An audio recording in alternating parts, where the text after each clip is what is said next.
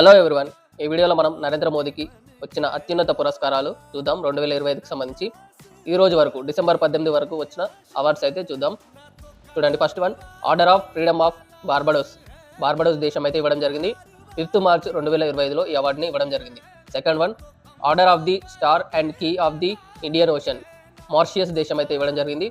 దీన్ని 11 మార్చ్ 2025లో ఇవ్వడం జరిగింది. థర్డ్ వన్ శ్రీలంక మిత్ర విభూషణ అవార్డు శ్రీలంక దేశం ఇవ్వడం జరిగింది.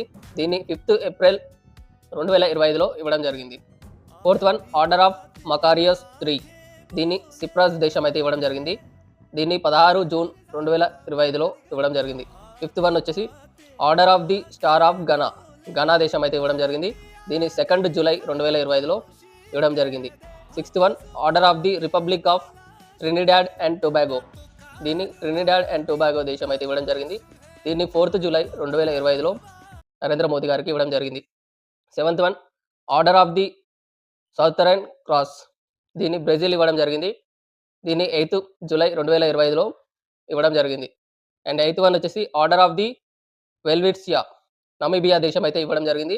దీన్ని 9th జూలై 2025లో ఇవ్వడం జరిగింది.